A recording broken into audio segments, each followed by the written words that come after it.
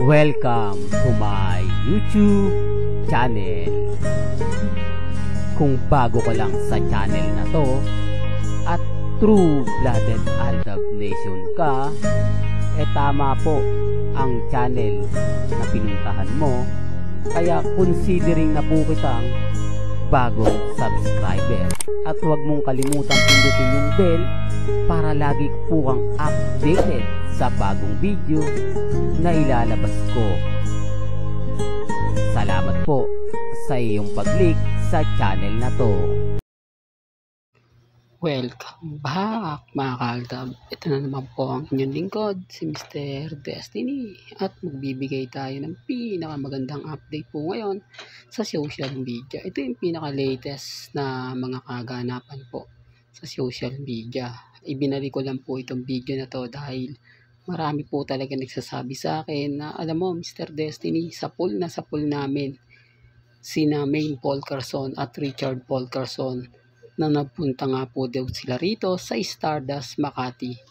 Marami nga po talagang komento at masyadong malihim itong bar na to mga kaaldab, dahil marami nga po raw nakakapansin. Pero syempre magiging ano lang tayo, di po ba? Hindi naman po pwede nating kumbaga i-push yan, di po ba? Sabi ko nga po sa inyo, yung mga post, mga update ni Alden, patunay lang po yan na talagang alam mo kung sino nga po ba talaga ang nagluluto, di po ba? Pero may mga bagay-bagay po na siyempre kailangan mo ng ebidensya, kailangan mo ng resibo, kailangan mo magpakita ng mga patunay. Po ba lang naman po yung kumbaga hinahanap nila eh. May mga bagay-bagay po mga kaaldab na relax lang, di po ba? Maging kampante ka lang, maging matatag. Sa dami ng mga komento ngayon sa social media, sa dami ng mga nababalitaan natin, lalo na po ngayon na talagang kumbaga may mga bagay-bagay nga po na mahirap nga po talagang ipaliwanag. May mga bagay-bagay nga po na kumbaga sinasabi ng iba, komento ng iba, di po ba? Neutral lang yun, di po ba? Neutral lang yun mga kaaldab at normal lang po yun. Sa ngayon relax lang po ako. Sa ngayon, kampante lang po ako. Marami kasing kwento ang lumalabas, kaya ako nga po pinakita itong video na to para lang patunay, para lang clear, di po ba? Malinis na malinis po na kung saan pamilya Paul Carson ang naandyan. Anong araw nga po ba yan, Mr. Destiny? Yan ay sabi nga po nila ay araw ng Biyernes na kung saan nagkaroon nga po ng pagkakataong magkakasama-sama at magsalo-salo nga po ang pamilya Paul Carson kasama nga po si Mama Ten, di po ba? Way back ko lang po balikan ko lang po yung mga nagko-komento sa akin, sa mga nagsasabing oo Mr. Destiny, taga Bulacan ako. Kumbaga hindi naman sa sinasabi ko to para umangat tayo, kumbaga totoo daw po talaga na si Mama Ten talagang lagi pong nakikita at madalas nga po talaga na sa pamilya Paul Carson sa Bulacan. Alam niyo sa totoo lang po, galing naman po mismo to sa mga kapitbahay ni Mengay, di po ba? Kasi hindi naman lingid sa kaalaman ng lahat. Nung pumutok po kasi ang Aldab, talagang namayagpag ang bahay ng pamilya Paul Carson sa Bulacan.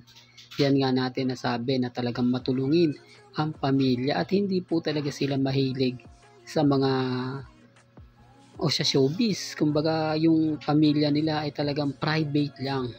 Kumbaga parang hindi sila yung tipo na wala po sa lahi nila ang pagiging artista. Di po ba? Kaya nga po kayong sinabi ko, yung pinakita ko yung sasakyan nila Alden Richards, at naandun nga po si Mama Ten, si Dean, si Alden, di po ba? Maraming kwento. Ito, sabi ko nga po sa inyo mga kaaldab, kampante lang po tayo. Huwag po kayo magpapadala dahil galing naman po sa kanila talaga lahat ng mga ina-update natin. Kaya lang syempre medyo paulit-ulit ko nga po sinasabi, pasensya na po kayo. At least yung mga baguhan lang sa channel ko, yung mga bumibisita, at least nalalaman po nila, naiintindihan po nila kung saan nga po ba tayo humuhugot kung bakit nga po ba natin nasasabi to, kung ano nga po ba ang rason at dahilan kung bakit nagkakaganito yung mga bagay-bagay, di po ba? Kaya nga sabi ko sa inyo mga kaaldab, kampante lang, relax lang po kayo kung ano po yung sa palagay po ninyong tama, at kung sa tingin nyo na mali po si Mr. Destiny, nire-respeto ko po kayo at ginagalang. Hindi naman po tayo namimilit para lang po kumbaga sa kapakanan ng iba. Kumbaga sabi ko nga po sa inyo, tignan nyo po yung mga post, mga update. Gaya po ngayon, busy si Alden. Sa kakatapos nga lang po sa Laguna, di po ba? Kaya sabi ko sa inyo, tignan nyo po yung pagpo-promote. Talagang promote ang Laguna pagdating kay Alden Richards. Kaya nga po hindi nyo, ito yung isa sa ginagawa ng GMA, yung pinadadala si Alden Richards kapag may mga piyesta, di po ba? May mga gantong bagay, di po ba? Katulad ngayon, piyesta ng Santo Niño, talagang masasabi natin na talagang marami ang mga ilang netizen. Ang gusto rin po talagang makita, masilayan si Alden Richards. Kaya taon-taon hindi po talaga nawawala si Alden. Ang problema lang po siyempre yung mga bitter, yung mga galit na galit sa atin. Pansin nyo po ba na naandun si Catherine? O, di po ba wala? Kaya nga sabi ko sa inyo, wag na po kayong magpa-apekto. Wag na po kayong maniwala na sinasabi nila na nililigawan po ni Alden si Catherine, magkarelasyon po sila, magkakaanak na. Lahat po yan showbiz lang. Lahat po yan issue lang. Dahil ang totoo naman po mga kaaldab, wala naman po talagang relasyon. At laging single si Alden Richards, di po ba? Kaya nga po napakaraming mga tao ang sumusubaybay at sumusuporta po sa channel natin. At siyempre nagpapasalamat naman po si Mr. Destiny dyan. Hindi niyo po ako iniwan, nananatili po kayong kampante katulad ko. At kumbaga ginagantihan ko rin naman po yun. O, ngayon wala namang update si Mengay eh. Talagang tahimik kung anong ingay po ni Alden Richards sa, di po ba, sa kaganapan ngayon, sintahimik naman po ng social media account ni Maine Mendoza. Tapos sasabihin nila na kumbaga maraming ganap, wala po, never po. Di po ba talagang family weekend kapag ganito? Baka sabihin nyo, hindi, nandun si wala po. Ulitin ko lang, walang mga post, walang mga update, di po ba? Na si Alden Richards at si ganito ganyan, si Mengay at si Congressman Arjo, wala po. Huwag po kayong basta-basta makikinig at maniniwala po sa mga sinasabi nila.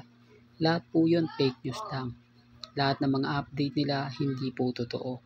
Depende na lang po yan sa pananaw ninyo. Kaya nga sinasabi sa akin ng mga mamis, mga titas, mga senyor na may mga pumupunta talaga sa resto bar, sa Stardust Makati ni Alden Richards. Sila po yung magsasabi. Kaya alam, paano nyo papaniwalaan?